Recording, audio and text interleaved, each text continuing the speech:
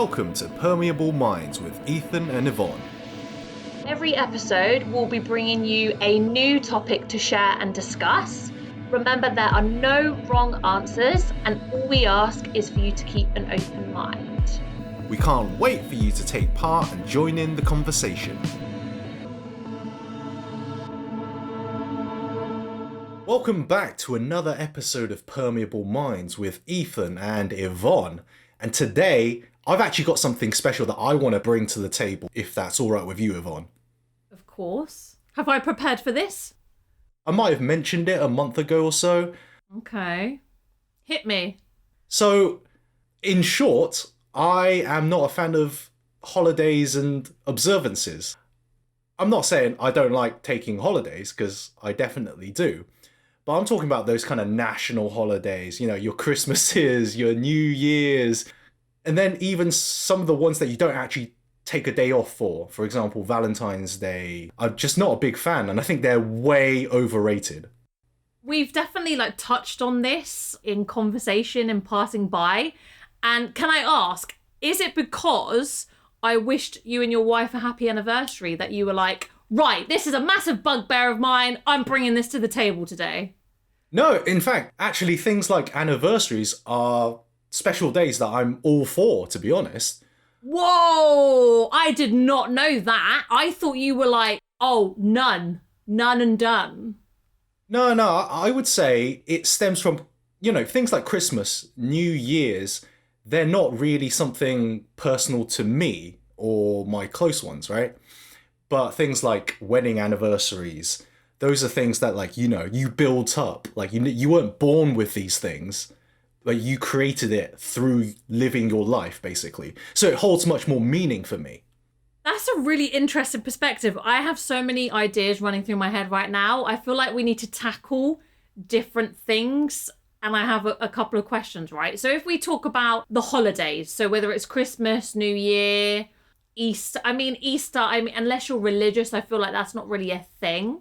But even things like Chinese New Year, you said you hold it personal. It's personal to you. If it's personal to you and your family or your friends or your relationship, then obviously that's something you want to celebrate.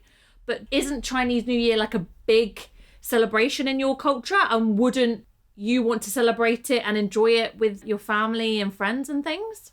Yeah, I would say Chinese New Year is one of the two biggest things for the Chinese. And I do celebrate it with my family and friends, I guess. But only because I have to, if that makes sense. Okay. Because it's important for them.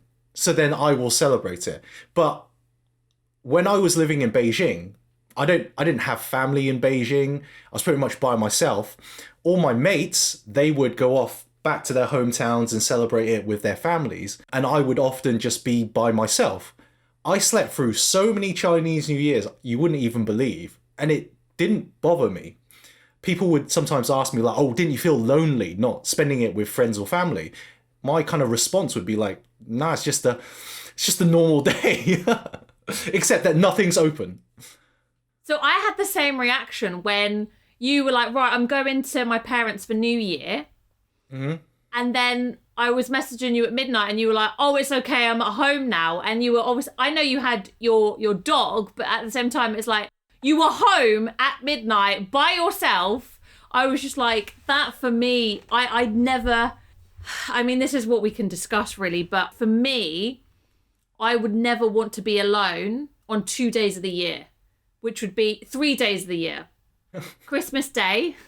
I'm adding days. Make it 4? Adding days as we go along. Christmas Day, because for me it's very family oriented. Yep. New Year's Eve. Mm-hmm. And my birthday. Okay.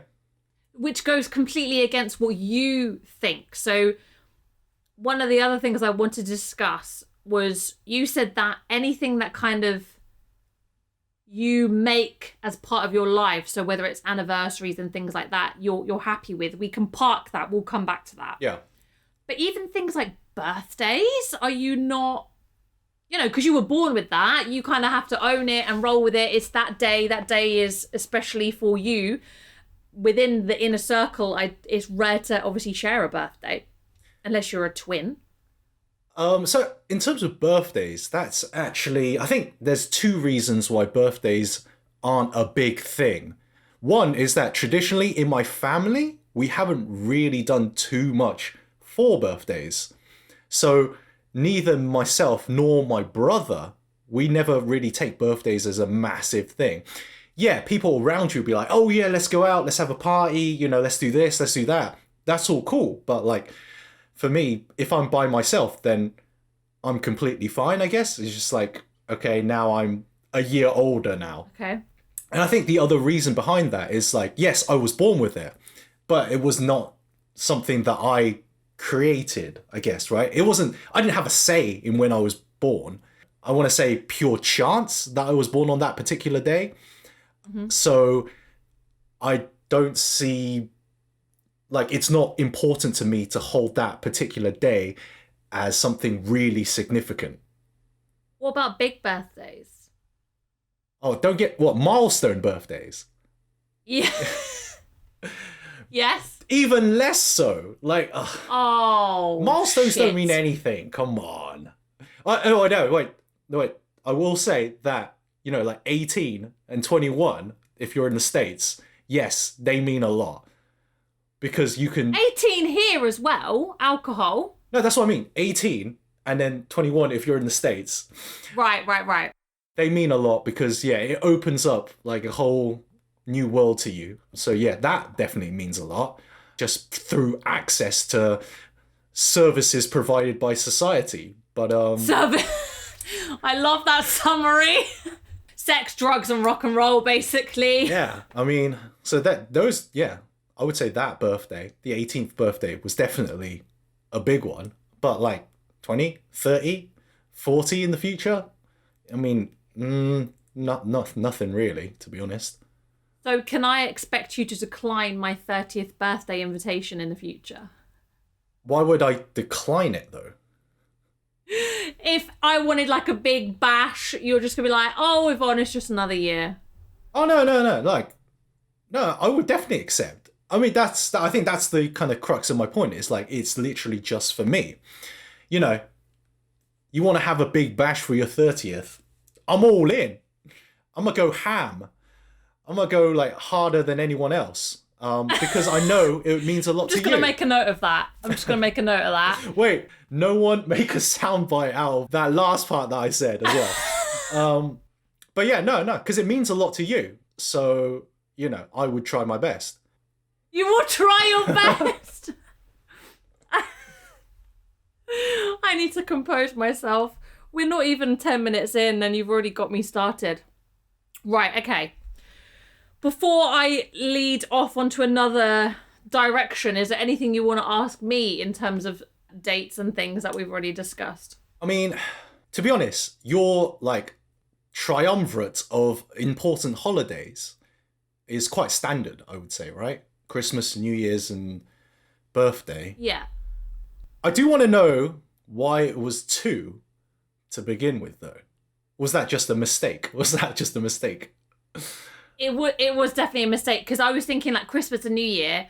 Christmas, for me, it's family, particularly since the pandemic. Christmas is more sacred than ever in terms of wanting to be with my parents because I hadn't seen them a lot over the last 2 years. So it meant a lot to be with them the last 2 and I have been with them every single Christmas and that means a lot. When it comes to New Year, it used to be... I was young enough to be with my family and then it became, right, I have to be with my friends. When I was old enough and when I was mature enough to be like, Mum and Dad, I'm ditching you. I've spent all of Christmas with you. I'm ditching you for New Year, etc. It was all about that party. It's all about that midnight moment for me, which is something you said, again, you would quite happily sleep through. Slept through so many New Years, honestly. Yeah. I always have to make it to midnight. I just enjoy... It is very sentimental. I don't know why though, because it is just any other day. So when everybody was saying, oh, 2020 was rubbish, 2021 is going to be so much better, and then it hit midnight, nothing bloody changed apart from the fact we left the EU. You know what I mean? Like, nothing actually changed. And we ended up having a very, very similar year, unfortunately. But I mean, you can probably remember, I send out very like sentimental messages as well around midnight because it's like, I don't know why. It's so soppy. Like, I'm such a soppy cow. I just want to let my nearest and dearest know if they meant a lot to me that year. I want to then bring in the new year thinking about them more than anything. And the third day I added on later was my birthday because, again, I was thinking days I wouldn't want to spend by myself.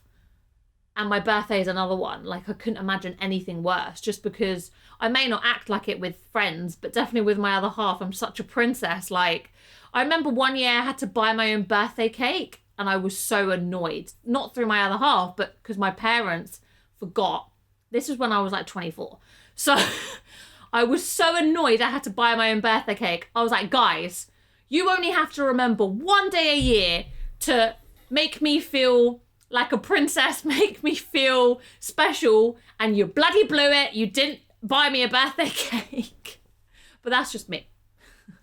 No, I to be honest, I see the value in kind of having these landmark days in a year where you can kind of do certain things that you might not do the rest of the year. But yeah, like, I think it's definitely, for me, it's more of a social thing. Like, yes, the people around me are into it, therefore I will participate because I guess I'm a part of society. But, you know, like, if it was my choice, I wouldn't necessarily do anything. And I'm very happy to not do anything. Understood. Not to put a downer on our pod, but something else I wanted to bring into the mix, which also relates to Christmas and family, is every year I'm also so grateful of making sure everyone is still seated at the dinner table. So at one point I thought I was going to lose my dad. Mm-hmm. So every single year it's kind of like, I'm so grateful that all three of us, so I have a very small family, I'm an only child, it's just me, mum and dad. I'm just always so grateful that me, mum and dad are all together and are all still sat there, because obviously every year people have lost grandparents, other family members, etc. So there's sometimes always one less seat. Yeah. So knowing that all three of us are there, there's 3 plates laid out on the dinner table, it's like we've made another Christmas. We can make some more memories, etc. Like, we're together, which also leads me to ask. So we can get on to like happy anniversaries, I guess, in terms of, you know, obviously a wedding anniversary and the big Valentine's Day that I think is the bugbear of quite a few people's lives. But do you remember and do you commemorate somebody's death anniversary? Oh, okay. Hold on. Was that a curveball? That was a curve. Well, I wasn't expecting. You were talking about wedding anniversaries and Valentines, and then you suddenly swerve to the side and talk about death anniversaries. I would say no.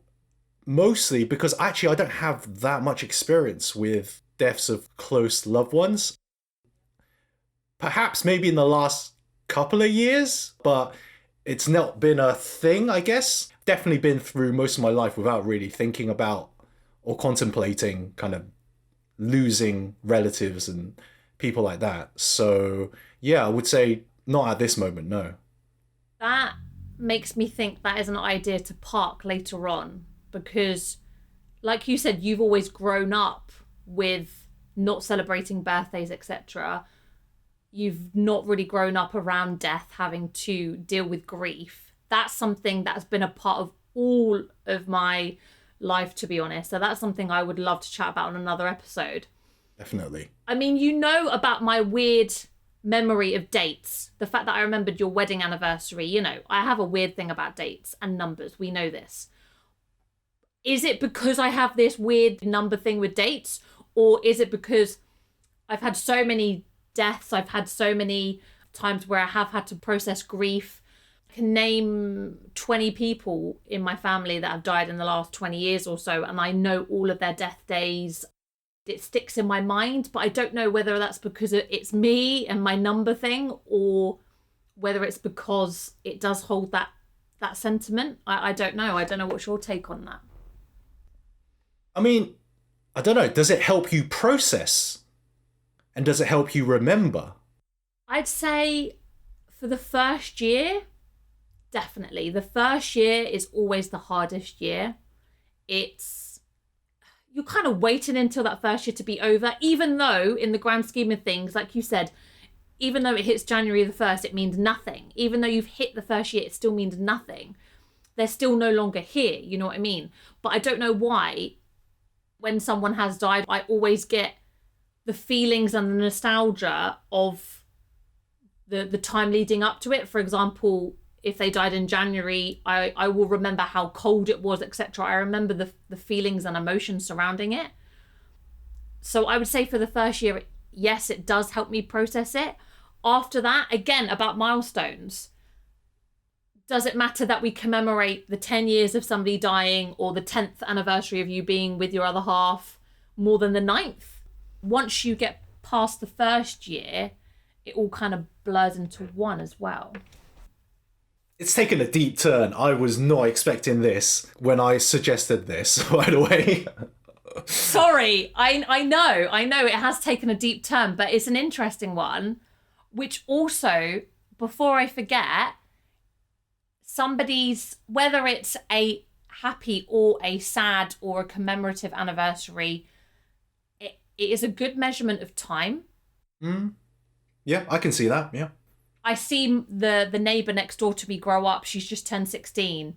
It makes me feel ancient. It makes me feel old. I'm like, whoa, she's approaching 18. I'm approaching 30. It's currently approaching 10 years since I lost my two, apart from my mum, my two dearest women in my life, which was my aunt and my nan. It's nearly 10 years. And it's also quite, not therapeutic is the wrong word, but it's quite settling to know that I'm quite proud that I've managed to keep going all these years later. Like it was difficult, but I have managed to carry on. And like 2012 was one of the worst, but also one of the best years of my life, which also, again, taking a slightly different turn. I don't believe in having a bad year. So I don't believe in having like 2020 and 2021 weren't bad years for me. It was like points that were bad. Same with 2012. I lost my nan, I lost my aunt, but also I went to university, we had the Olympics. Like it was such a roller coaster of a year. I don't see it as, right, 2020, 2021, 2012 was a write-off. I would take snippets of it. I don't know if you feel the same way. Yeah, I mean, writing off a whole year as being bad is pretty... Yeah, it's definitely something I don't do. Regardless of how bad something can be, the way you kind of move on is to just take what you can and learn from that experience. So, and, you know, like we'll get into a lot of that kind of territory where what happened in the past determines what happens in the future. And yeah, you kind of wouldn't be where you are had that not happened to a certain degree. So framing it as bad is just, I mean, it's probably, you know, for most people, it was a bad year, I would say. Yeah, for sure. But hopefully you can take that, any bad elements, and just kind of improve, and hopefully it gets better. And if it gets better, then that year probably wasn't that bad in hindsight. And also with anything, it's not all about was it completely negative or was it completely a write-off, but also how you react to things. I think that comes up a lot in life. Was 2020 and 2021 a bad year, or did you just process it badly? Did you just react badly to it? You kind of choose how you process and how you deal with things as well. So for me, 2020, a lot happened for me because I was unemployed. I rediscovered kind of who I was. I did a lot of soul searching. I did a lot of development on myself. I found a new job that I loved at the time. Disclaimer. We've both moved on from that now. But 2021, met you, obviously, life-changing moment. Same. And found the job of my dreams in 2021 as well. So yeah, blips, I would say. Blips, highs and lows, definitely not a massive write-off. Yeah, I agree. One day that I wanted to discuss Yeah. is the big V-Day. So Valentine's Day on the 14th of February. Yep. Okay. I used to love it. Like back when I was a teen, back when I was a child, used to love it. Used to think, oh, I was so like lost in love, and I, very immature approach. If I didn't have anybody to be with on Valentine's Day, yada, yada, yada, I feel sick thinking about it. My first Valentine's Day, and maybe second, were quite big, made an effort because it was the first time that I'd had another half. Now, this is what I want to talk about as well. I don't want to buy into the commercialization of it. The whole fact of these holidays is to make money, in my opinion, these days. So I literally just grab a bottle of wine from Sainsbury's. They're not a sponsor. Grab a bottle of wine from any supermarket and bring it home for my other half just because I love him, not because it's Valentine's Day. And it's probably a good discount on wine. I mean, I would say on the whole, I agree. Yeah, my relationship with Valentine's Day, oh my God. I used to be, I guess, into it. I had a girlfriend and like we'd celebrate it. It was a good excuse to kind of do something special, do something out of the ordinary. Can I ask, was that with like every new girlfriend? I would say, of course, yeah, like that's just how you roll back in the day, I guess. Because it's a new experience, it's a new girlfriend, so yeah, cool. Okay. But I think definitely my time in China has jaded me in terms of Valentine's Day, for sure. Because in China, there's not one, there's not two, there's at least 3 Valentine's Days that people celebrate. Isn't there one like for men, like White Day or something? Yeah, White Day is I think it's a Japanese day, but people in China celebrate it. Is that one of the 3? That's one of the 3, yeah. And then there's a Chinese Valentine's Day as well. That's in the middle of July. I did not know this. So with 3, and it loses its value for me. Why? Why? Just people are into it and just going out, doing stuff, buying things. So my friend in Korea said she loved spending Christmas Day with me a couple of years back because we celebrate Christmas, I don't want to say normally, but we celebrate it like it's meant to be celebrated. Family, friends. Apparently in Korea, it's mainly for couples to be together. And they, the shops are open, unlike here in Western countries. So it's really a couple's day. Is that also the same in China? That is not to my recollection. No, it's not. Okay. To be honest, a lot of the Western holidays in China, firstly, you don't get days off from work for Christmas. And then secondly, China's more and more westernized now, so people will celebrate Christmas in a, I guess, relatively familiar fashion, but mostly it's just hanging out with friends, partying, maybe going to a club, stuff that you could do any other day really, but with a Christmas theme. I love it. But I do want to touch upon you said the commercialization of Valentine's was a thing that you are not so into. Mm-hmm. I would say there are exceptions to these manufactured days that I'm actually quite into. Go on. For exactly the reason of commercialization. You're going to surprise me. Go on. It's probably not a hot take, but I am definitely quite into the big shopping days. What, Black Friday and stuff? Black Friday, maybe Boxing Day. China has like a bunch. They're getting more and more every year, I swear. But I am actually quite into those. Because for me, like as a shopper, I don't really normally don't buy anything. And if I do buy something, I'm the kind of person to research like for months before making a purchase. That's your weird thing. Mine is dates and numbers. Yours is like you were like, right, Yvonne, I need to buy a mic. I've looked through hundreds of mics and I'm like, whoa. Yeah, I'm all about that background research. I just can't commit, especially when it comes to money. I'm very risk adverse. Make that a soundbite as well, please.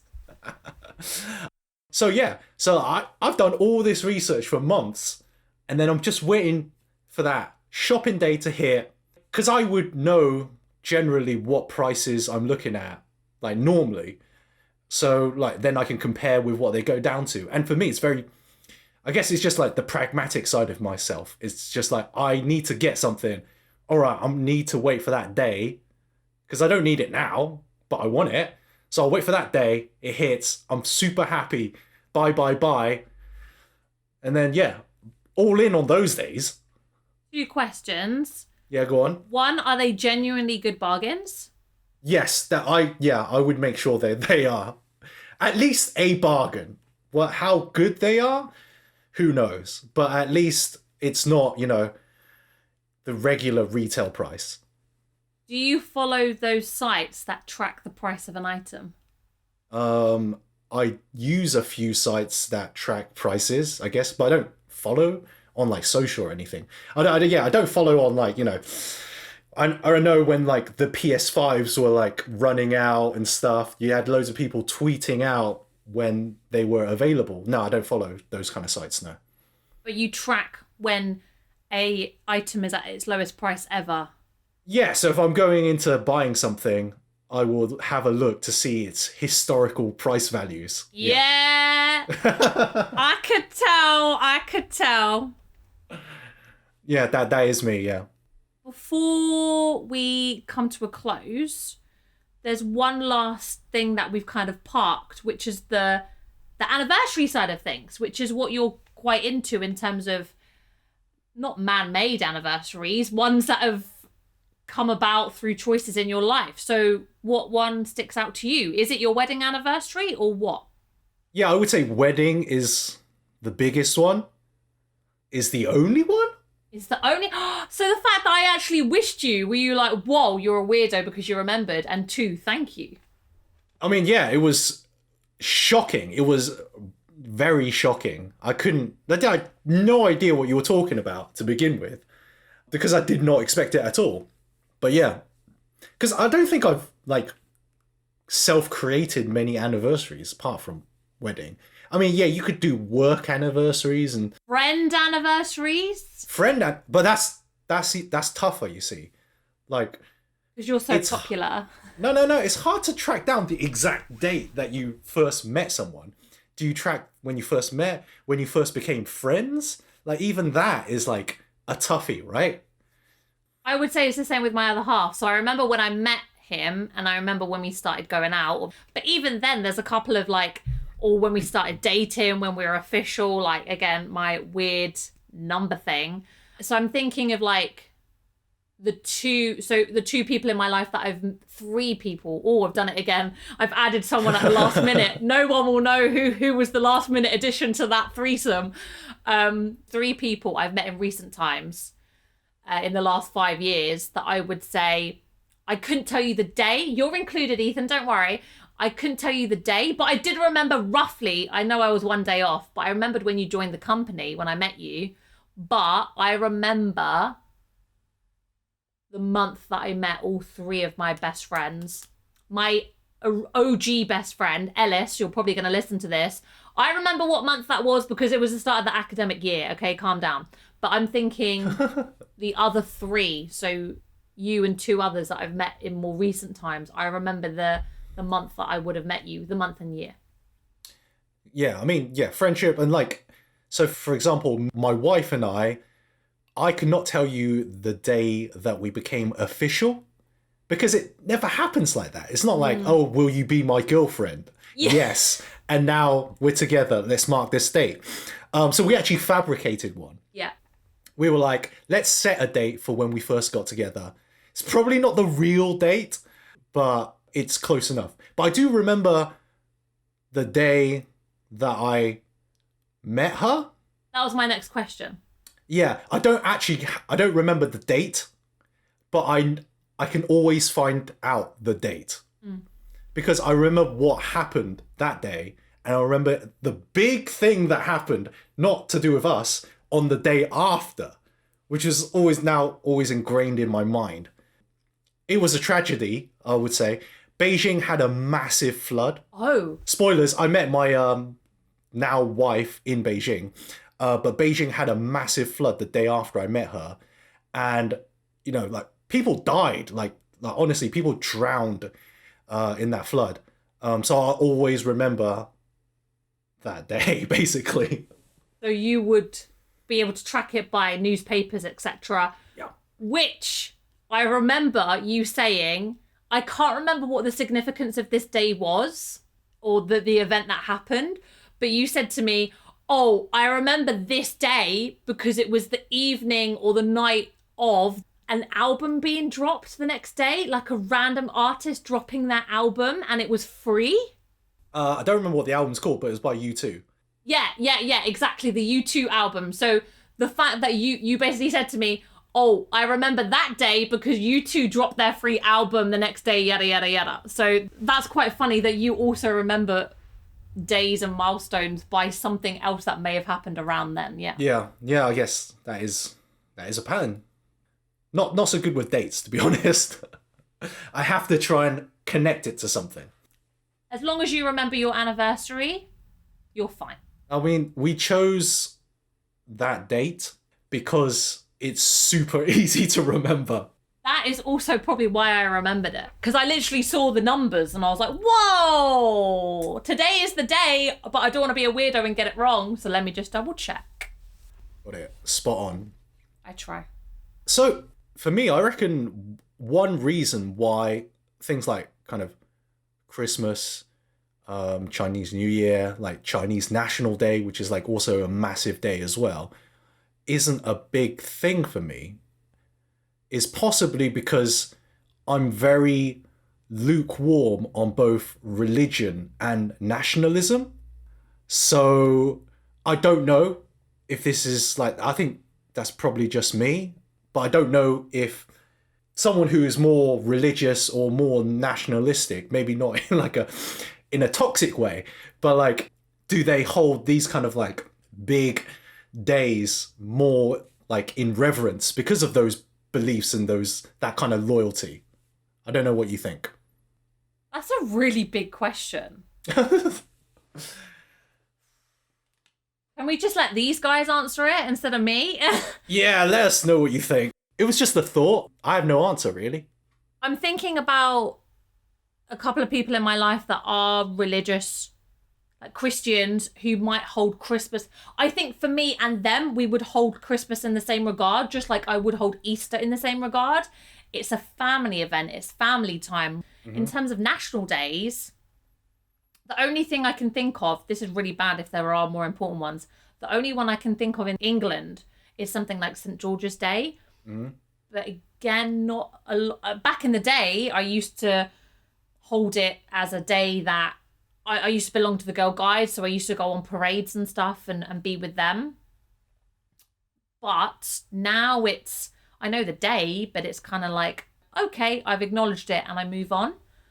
But yeah, I'd love to hear from the listeners that do hold these holidays and these days in high regards. Is it because of the family aspect, or is it because there are, being proud of their country, being proud of their heritage, etc., and maybe religious reasons around them as well? I'd love to hear from you guys. And definitely let us know what your favourite day is and why that particular day. And if there's a day like me and Ethan, we have our bugbears, maybe Valentine's Day, maybe New Year's Eve. Do these days matter to you as much as others in your life? And I know what you're thinking. Yeah, I want to tell you, Ethan and Yvonne. But how do I do that? You can go on Twitter, Facebook, or Instagram. You can find us at Permeable Minds, or just email us at permeablemindspodcast@gmail.com. We'll read everything, and the best responses I think we will definitely read out on the pod as well. Most definitely. Can't wait to start reading out and hearing your comments. And let us know if you agree or disagree, as always. That's all, folks. Yeah, thanks for joining in again, and we'll see you next time. Bye.